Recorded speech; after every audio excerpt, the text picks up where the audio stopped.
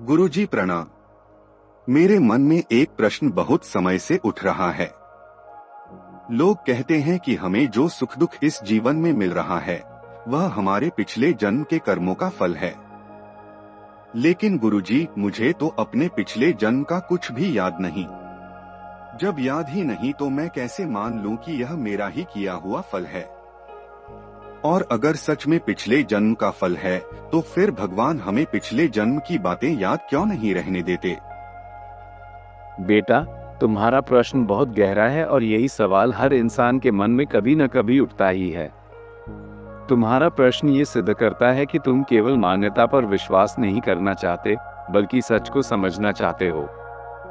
और यही तो साधक की पहली निशानी है कि वो जानना चाहता है कि सत्य क्या है। अब सुनो, मैं सरल भाषा में समझाता हूँ। देखो बेटा, सबसे पहले ये समझ लो कि जीवन में केवल वही चीज सत्य नहीं होती जिसे हम याद कर सके। बचपन की बहुत सारी बातें हमें याद नहीं होती। जब तुम 2 साल के थे, 3 साल के थे, तब क्या करते थे, किससे मिले, किससे हंसे, किससे रोए, क्या सब तुम्हें याद है? नहीं ना? लेकिन इसका मतलब यह नहीं कि वो हुआ ही नहीं। तुम्हें याद ना हो, लेकिन तुम्हारे माता पिता को तो याद है। उन्होंने तुम्हें खिलाया, नहलाया, संभाला। याद तुम्हें नहीं है, पर सच तो वही है। इसी तरह पिछले जन्म की बातें हमें याद नहीं रहती, लेकिन उसका हिसाब आत्मा पर अंकित है। जैसे कंप्यूटर की हार्ड डिस्क में डेटा सेव हो जाता है। हमें स्क्रीन पर सब कुछ दिखाई नहीं देता, पर जरूरत पड़ने पर वह डेटा सामने आ जाता है। वैसे ही आत्मा पर हर कर्म दर्ज है। समय आने पर उसका फल सामने आता है। अब सवाल उठता है कि भगवान ने हमें क्यों भुला दिया? बेटा, यही तो भगवान की करुणा है। अगर हमें सब कुछ याद रहे तो हम जी ही न पाए। सोचो, अगर तुम्हें याद रहे कि पिछले जन्म में किसी ने तुम्हें बहुत दुख दिया था, तो आज भी तुम उसके प्रति क्रोध से भरे रहोगे। अगर याद रहे कि तुमने किसी को बहुत कष्ट पहुंचाया था, तो अपराध बोध में डूब जाओगे। जीवन जीना असंभव हो जाएगा। भगवान ने हमें विस्मरण दिया ताकि हम हर जन्म नई शुरुआत कर सकें। अब मैं तुम्हें कुछ उदाहरण देकर समझाता हूँ। मान लो, एक बच्चा स्कूल में पढ़ता है। उसने पहले इम्तिहान में गलती की और नंबर कम आए। शिक्षक ने उसे समझाया कि बेटा, अब मेहनत करो, अगली बार अच्छे अंक आ सकते हैं। बच्चा अपनी गलती याद रखे, यह जरूरी नहीं, लेकिन वो समझ ले कि मेहनत करनी है, यही महत्वपूर्ण है। ऐसे ही जीवन में हमें अपनी पिछली कॉपी यानी पिछला जन्म याद नहीं रहता, लेकिन भगवान हमें नई कॉपी दे देते हैं, नया जन्म। उसमें क्या लिखना है, ये हमारे हाथ में है। किसी इंसान को कोई रोग हो गया। डॉक्टर ने बताया कि यह रोग तुम्हारे पुराने खान पान की गड़बड़ी के कारण हुआ है। अब मरीज कहे, मुझे तो याद नहीं कि मैंने क्या खाया था, इसलिए ये रोग मेरा नहीं है, तो क्या उसका रोग मिट जाएगा? रोग तो है, चाहे उसे याद हो या न हो। ठीक वैसे ही हमारे कर्मों का फल भी हमें भोगना पड़ता है, चाहे हमें याद हो या न हो। बेटा, भगवान का न्याय बहुत गहरा और सूक्ष्म है। हम सोचते हैं कि अगर हमें याद नहीं तो वो सच कैसे हुआ, लेकिन न्याय हमारी स्मृति पर नहीं चलता। न्याय तो आत्मा के कर्मों पर चलता है। आत्मा हर जन्म का लेखा जोखा लेकर चलती है।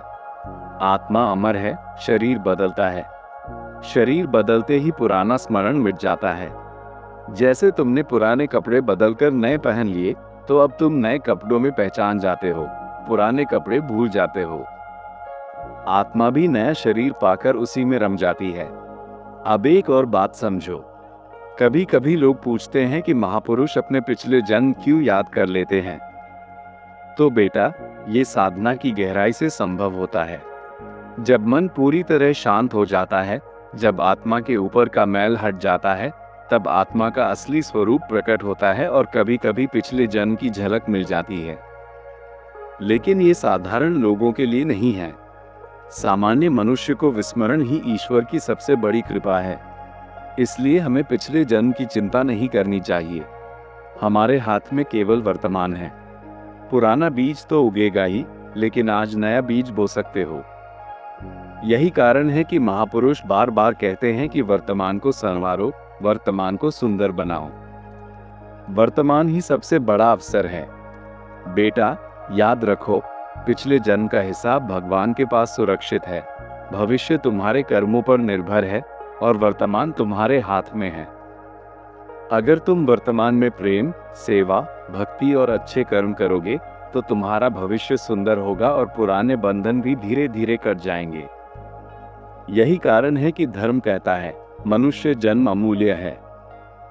ये जन्म केवल खाने पीने, हंसने रोने के लिए नहीं है। ये जन्म आत्मा को शुद्ध करने के लिए है, पुराने पाप नष्ट करने और नया पुण्य अर्जित करने के लिए है। तो बेटा, अब अपने प्रश्न का उत्तर यही है कि भगवान ने हमें पिछले जन्म का स्मरण इसलिए नहीं दिया क्योंकि वह हमारे लिए बोझ बन जाता, और हमें जो फल मिल रहा है वो हमारे ही कर्म का है। इस पर विश्वास करो और वर्तमान में भलाई करो। यही जीवन का रहस्य है। गुरुजी, आपने मेरे मन की सारी शंका दूर कर दी। अब समझ में आया कि स्मरण न रहना भी भगवान की करुणा है, और यह भी समझ आया कि वर्तमान ही सबसे बड़ा अवसर है। मैं आपके चरणों में हृदय से आभार व्यक्त करता हूँ कि आपने इतनी सहज और प्रेमपूर्ण भाषा में मुझे जीवन का इतना बड़ा सत्य समझाया।